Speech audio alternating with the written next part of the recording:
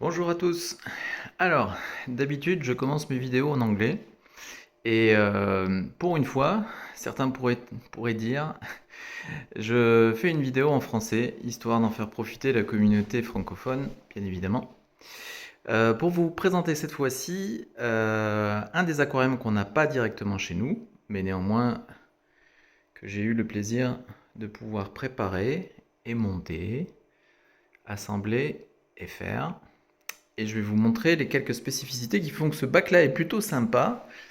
Et aussi pour partager avec vous des aspects de l'aquariophilie qui me paraissent intéressants, sachant que bien évidemment le focus doit être sur les êtres vivants qu'on maintient dans son bac. Mais pour arriver aux conditions optimales, on a différentes voies possibles. Voilà, donc une fois de plus, ce bac n'est pas sous notre toit, donc je ne peux pas m'en occuper quotidiennement. Et le monitoring, il est un peu délicat, parfois à distance. Bref, commençons. D'abord l'aquarium. Enfin, vous pouvez voir que c'est un aquaterrarium ou un aquarium avec simplement une petite racine émergée, plantée. Le bac n'est pas exceptionnellement planté, mais quand même, on peut voir que l'idée d'avoir une petite île comme ça, une arche. Alors, le bac a un nom, normalement c'est le Bavarian Bush. C'est la troisième version. Les versions précédentes étaient nettement plus plantées, donc c'était un bac qui était plutôt fermé, focusé sur une espèce de forêt de plantes, une bouillabaisse de plantes ou un mix de plantes. Du mixte, on a gardé essentiellement les poissons. Euh, on a en tout cas un point commun, c'est la qualité d'eau qui leur convient. Vous avez peut-être vu, on a un couple Apistogramma. En dehors de ça, c'est plutôt des caracidés ou équivalent, je dirais. Donc on est peut-être sur du sud-américain avec peut-être quelques pointes d'asiatique. Mais l'idée, c'est une eau plutôt douce, acide, qui devrait convenir à ces poissons. Et la partie émergée, donc c'est la spécificité, la nouveauté de cette troisième version ou troisième édition. Elle est hydroponique ou arrosée. Et en fait, un des retours du filtre est dévié pour justement alimenter ces plantes-là qui, comme vous le voyez, se plaisent nettement plus que celles qui sont en dessous. D'une part parce qu'elles ont une luminosité intense directe dessus, et d'autre part parce qu'elles peuvent capter le CO2, bien évidemment, assez simplement. On a des tricheuses, je dirais, qui, elles, ont leurs tiges qui partent du sol, donc c'est des plantes aquatiques, mais qui se transforment très bien en plantes émergées, comme on peut le voir, et qui ont tendance à se plaire, elles nous font profiter de petites fleurs depuis 2 semaines, et c'est plutôt cool. Voilà. Il y a une plante quand même sur la racine qui, elle, a un peu de mal. Je pense que c'est une plante qui doit demander beaucoup plus d'humidité dans l'air, et celle-ci, même si j'ai décalé l'éclairage légèrement sur la gauche, elle a tendance à avoir les feuilles qui sèchent et qui tombent, ce qui est dommage parce qu'elle était un peu particulière. Dedans, on a aussi ça qui est censé être particulier. Donc pour les amateurs de plantes, peut-être que ça vous parle. Désolé au niveau des noms, je suis non poisson ou non plante. Je suis pas exceptionnellement calé. Enfin, je connais, mais les noms, non. Sinon, dans le bac, on a aussi petites aides au nettoyage, comme on peut le voir. Et on peut aussi voir qu'on a certaines algues qui, là, sont plutôt sur la pente descendante, je dirais, celle-ci. Mais le bac étant nettoyé, vous ne voyez pas un autre type d'algues. Enfin, ce n'est pas des algues, c'est des cyanobactéries. Et ça, c'est quelque chose qui s'est installé il y a quelques semaines ou quelques mois. Et pour pouvoir s'en débarrasser, je pense qu'il vaut mieux que je trouve la source du déséquilibre. Voilà, par exemple, là, il y en a encore, vous voyez. Plutôt que de lutter et de gratter la surface, il doit y avoir quelque chose dans le bac qui fait qu'elles sentent à leur avantage. Là aussi, on voit des petites taches, voilà. Et n'hésitez pas, hein, si vous voulez partager des suggestions ou si pour vous il y a des éléments flagrants qui pour l'instant vous sautent déjà aux yeux, N'hésitez pas à les écrire dans les commentaires. Sinon, autre spécificité, on a, vous allez le comprendre, un monitoring ou une automatisation du bac assez poussée, notamment partie émergée visible, c'est ce détecteur de mouvement. Ici, tout le bac est sur AluProfil et c'est vraiment idéal quand on veut construire des choses un peu exotiques, comme par exemple cette rampe LED sur Amazon, pas cher, mais qui a été custom intégrée directement au bloc Alu, fixé au profil Alu.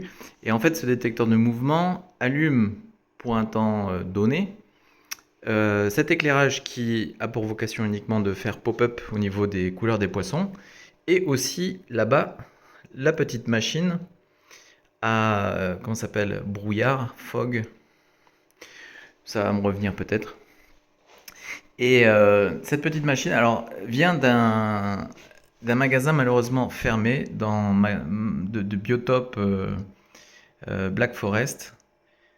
Pas à cause du Covid, mais plus à cause de la crise énergétique où il a vu ses factures exploser récemment et du coup il a dû malheureusement se reconvertir. Enfin, il est resté dans le domaine, mais cette fois-ci il travaille pour une boîte d'ailleurs, une boîte qui s'appelle Arcade Technology qui fait pas mal de produits et intéressant, notamment des produits pour lutter contre les cyanobactéries. Donc, on va peut-être expérimenter une des recettes qu'ils viennent de mettre publiées sur leur page Facebook.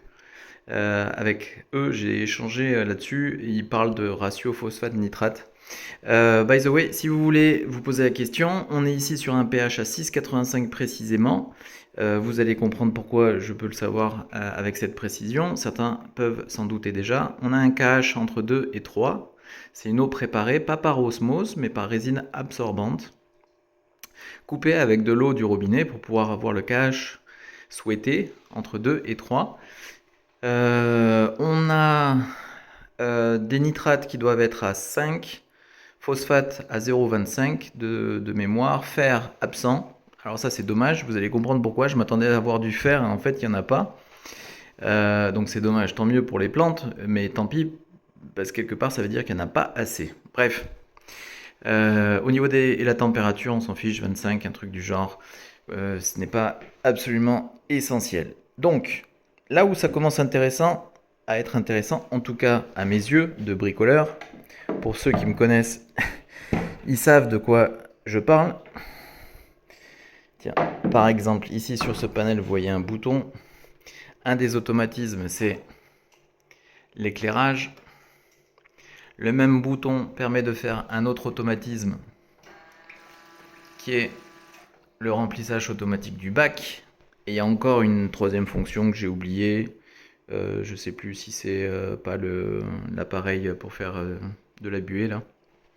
Bref, c'est aussi la description de tout ce système automatisé qui peut éventuellement vous intéresser. C'est quelque chose que je partage déjà depuis quelques temps sur des sites internet dédiés. Alors avant que certaines commencent à se crisper en se disant « Ah, il veut nous vendre quelque chose », non. Ma profession est éloignée de l'aquariophilie. Et l'aquariophilie restera un hobby. C'est juste que j'ai tendance à investir pas mal, à m'éclater et à partager. C'est mon état d'esprit. Si j'y arrive, je vois pas pourquoi d'autres n'y arriveraient pas à faire pareil, si ça les intéresse. Donc, au niveau technique, on a un biothermo OAZ ou OAZ. On est en Allemagne, c'est pour ça, il y a un petit accent qui peut venir sur certains termes, désolé. C'est le filtre idéal. Des fois, vous avez des questions, oui, quel filtre est AIM, etc., etc. Non, tout simplement OAZ. En ce moment, c'est OAZ. Pour la bonne et simple raison, vous avez un préfiltre qui est super simple à nettoyer et vous avez un chauffage intégré. Et rien que ces deux choses-là, ça fait un avantage concurrentiel indiscutable par rapport aux autres filtres. Et le 850 que vous avez face aux yeux, il est disproportionné. On a un bac de 250 litres. J'ai pris 850 non pas pour la quantité de masse filtrante biologique qu'on peut mettre dedans, mais plus pour le débit en fait. Tout simplement le débit, vous allez comprendre pourquoi le débit est utile. Là.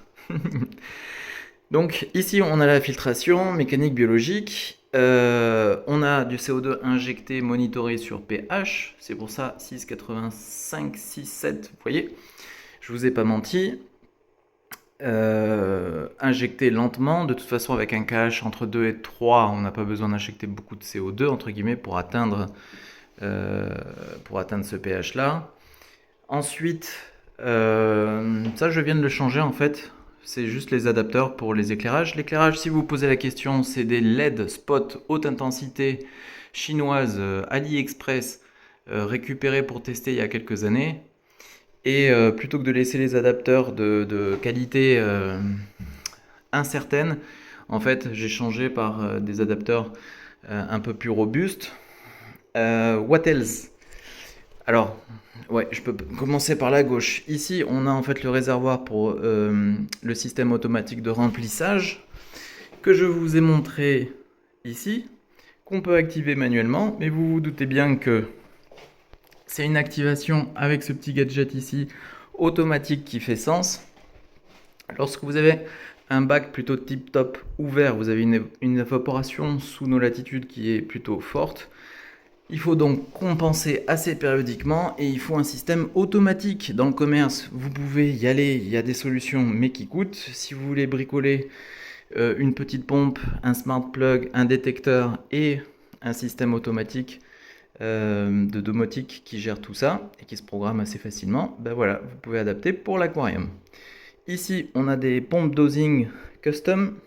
On a du CO2 liquide complémentaire au CO2 injecté, gazeux. L'idée du CO2 liquide, c'est surtout contre les algues, de pouvoir utiliser ça pour lutter contre les algues, soi-disant. Et ici, on a juste un complément micro, pas de macro. Macro, c'est censé être apporté par les poissons, en tout cas, dans ma conception. Après, ce qui peut être intéressant aussi, c'est ça. En fait, comme je vous le disais, c'est pas moi forcément qui m'occupe de faire les changements d'eau ou ce genre de choses. Et pour simplifier la vie aux propriétaires, le retour du filtre avec un injecteur CO2 inline est divisé ici, avec la possibilité d'utiliser le tuyau ici pour les changements d'eau, donc sortir l'eau du bac et en faire re-rentrer, que ce soit de l'eau préparée ou de l'eau du robinet. Et en continu, en fait, cette bifurcation est utilisée pour stérilisateur UV qui est ici, et ça remonte ici, sous la racine, au travers de la racine, et c'est cette dérivation en fait qui alimente les plantes là-bas. Voilà. Donc les débits sont réglables. Si on ferme le débit principal, on injecte plus d'eau au niveau de la racine et au travers de l'UV, et vice versa, en fait. Bon, assez simple. Comme on peut voir, on a du profil alu partout, ça aussi. Un senseur détecteur au sol en cas de fuite, c'est important. Et puis, je pense qu'on en a fait le tour, et que pour une vidéo one shoot, c'est déjà pas mal. Voilà. Donc, le Bavarian Bush, initialement, maintenant rebaptisé Bavarian Arch. Vous comprendrez pourquoi. Et sinon, je me suis bien régalé à faire tous ces modules différents, automatiques, pour essayer de simplifier la vie justement des aquariophiles, en tout cas de l'aquariophile propriétaire de ce bac, qui est plutôt content dans cette version-là d'avoir à la fois des repros. On a les apistos qui se reproduisent, on a alors ces gros tétras là qui se reproduisent aussi dans le bac. Et j'aime beaucoup en fait le courant autour de la racine que la sortie du filtre principal juste ici permet d'obtenir, puisqu'on a des bancs comme ça qui se forment juste sous la racine. Je trouve ça très naturel. Voilà. Par rapport à chez nous, on a un peu plus d'effet au niveau du sol obtenu par les spots. Ici, je ne sais pas si c'est le brouillard qui a tendance à amortir ça. On voit quand même des petits effets sur le sol de lumière, c'est très agréable. Et pensez aussi qu'on a la petite lampe LED bleu-rouge pour highlighter par exemple les néons. Et ça fait un petit pop-up assez sympa, ça fait une petite différence, c'est cool. Mais comme c'est susceptible de générer des algues, ça plus le fog machine là, qui augmente l'évaporation, eh bien ces deux systèmes sont sur moniteur, tout simplement. C'est assez discret, enfin, je trouve. De toute façon, le détecteur, si ça ne vous convient pas, hop, vous pouvez le planquer quelque part. Et le meuble, pour ceux aussi qui seraient intéressés, C'est vraiment la solution ultime, enfin ultime, qui pour l'instant m'apporte complète satisfaction, pas qu'à moi d'ailleurs. Les profils alu, c'est super solide, c'est fin. Vous avez 400 kg par pige.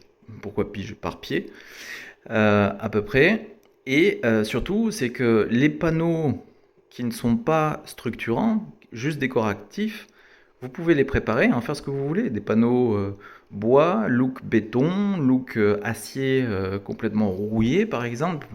Enfin bon, c'est super flexible, super pratique.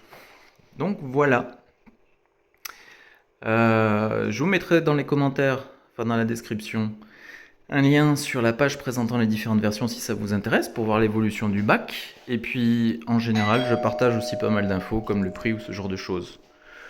Et où vous pouvez trouver l'équivalent. Voilà, ciao!